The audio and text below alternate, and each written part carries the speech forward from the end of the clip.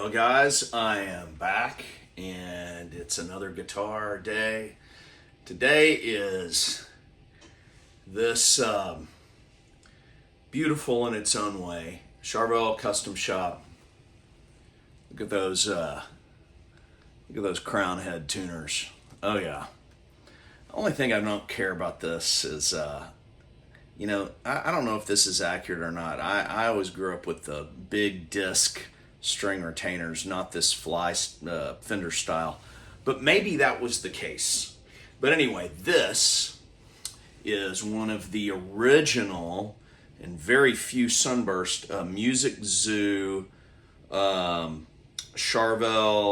Relics that was done 06, 07, 08, sometime in that time frame. And it is it's got the brass side dots, which any of you have one of these old Charvel necks know are next to useless once the neck gets this level of human stuff embedded in it. It's very hard. Sometimes I take a magic marker and lightly put a dot where the brass dots are. It's got the rosewood fingerboard dots, which are great, but they kind of blend in at a certain angle to the wood as well. Sometimes I'm flying blind on this. Swamp ash body, and this guitar, and it's a really good weight. I would guess it's just under 7 pounds. And it's the original, it's that original,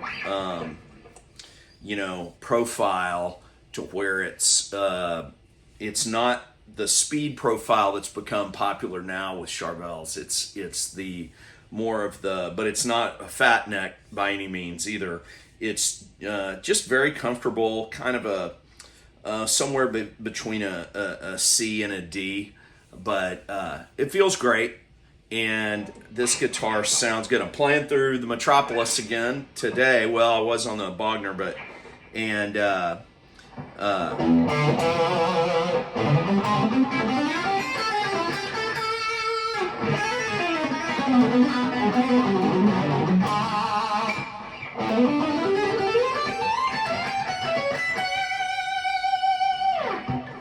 just a killer tone. This is the Metroplex 2 that is, it's basically a 68 plexi with 2 channels. It's got the standard channel, which sounds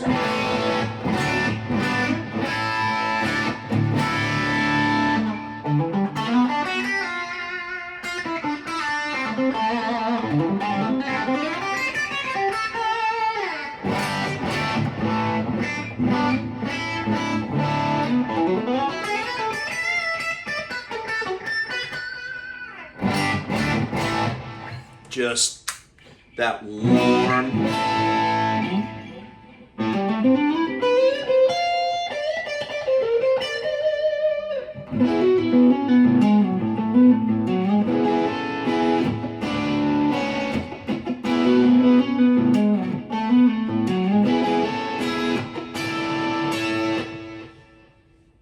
Sounds great, right?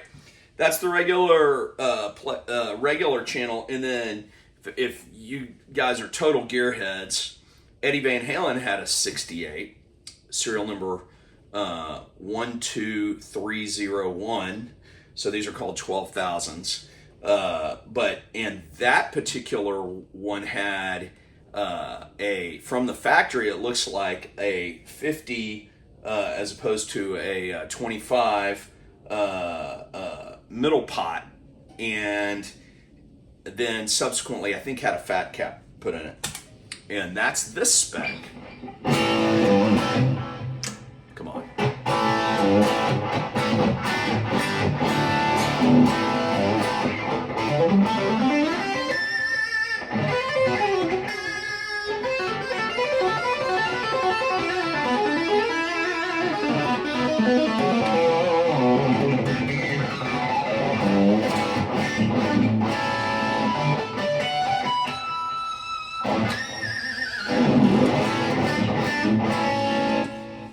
So it does that thing.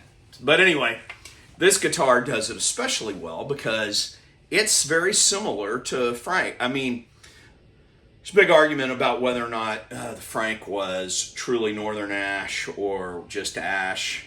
That guitar is about 7.5 pounds, so not a super heavy Northern Ash. But anyway, love this guitar. I mean, I'll be honest, any neck with this level of figuring isn't going to be as stable as some of the other guitars I have in here, which I never have to touch. I mean, it's kind of like I have to touch it every now and then and give the truss rod a tweak, and that kind of frustrates me because this is old school and you got to take the neck off and all that mess. I guess with this level of Relic, I could just dig a screwdriver in there. But anyway, great playing guitar. Jumped on it once I found it. It's been several years ago. It was, I can't remember which shop. Somewhere in the Northeast, which makes sense since it came out of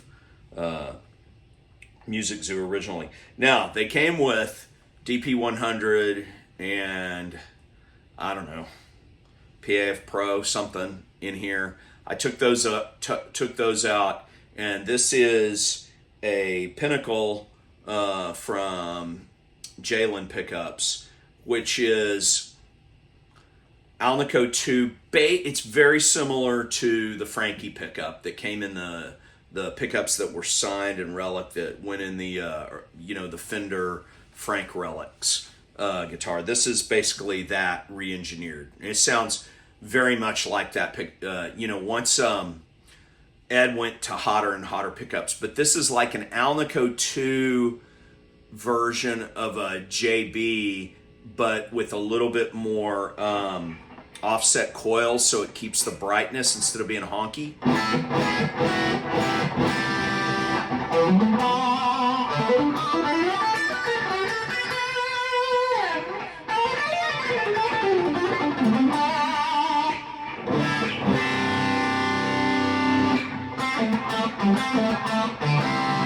I mean, it's got that little upper mid kind of thing, but again, without sounding like a half-cocked wah, which drives me nuts. And then this is an Alnico 5, basically kind of like an early PAF, even though those were Alnico, really kind of like a little bit hotter T-top. So T-tops would be 7.3 to 7.5. This is in the 7.7 range, I believe.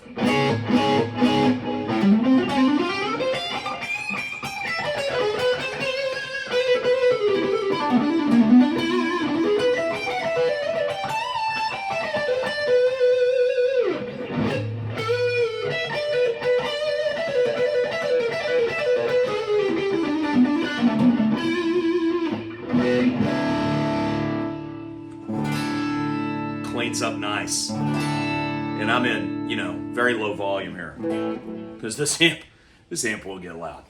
All right.